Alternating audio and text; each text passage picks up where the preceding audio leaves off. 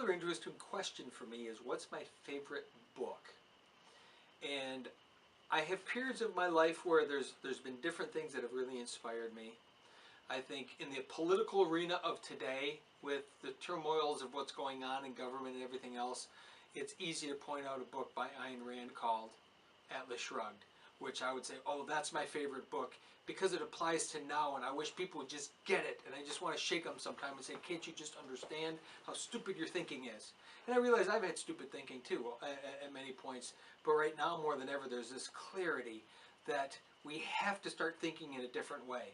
So probably right now it's Ayn Rand. I don't know that it always will be. I do really believe in her philosophy and what she was all about. In terms of books of the past, I've loved reading Westerns. I've loved being involved in genre books and getting all into that, as well as business books and philosophy books and religions and that type of thing. I don't specifically relate to any one particular religion in my life, but I certainly can understand the value in all of the religions and how they apply to other people in the world. So I've certainly studied that and enjoyed a lot of that.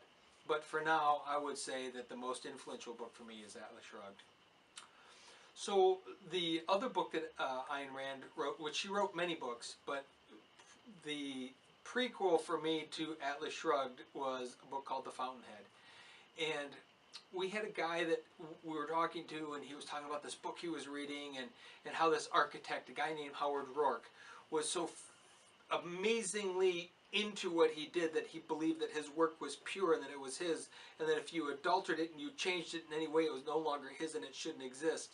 And he was at a point where he was bidding on this big project to build a skyscraper, and he was chosen. And then the people who chose him said, listen, Howard, we want you to build the building. However, we want you to compromise your design by doing this, this, and this so that it will look more like the buildings of today. And Howard Rourke said no. He said, if it can't be mine because it's mine, because it's what I've created and what I've developed, if it can't be that, then it shouldn't exist in the world at all. And he said no to that project. They hired someone else, and he basically lost it all financially. He was losing everything, but he believed so strongly in the fact that if his art, if the thing that he was put on this earth to do couldn't be purely his and in his design, then it wasn't worth doing at all.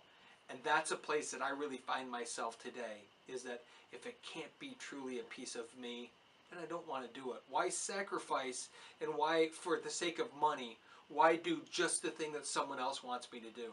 There's plenty of people that will do what you want them to do. I want to do what I want to do.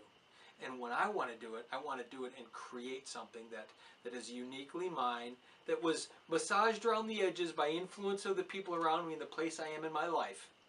Because what we'll see through a body of work throughout the years is how we change, and how the things that what's going on in our life mold and shape the way we think, but it's still ours at that moment. And that's what I want my pool projects to be, is that was Al in his this period or that period, or you can see what he was thinking when he was doing this. Because at some point I won't be here anymore, but those will exist hopefully long after I'm gone.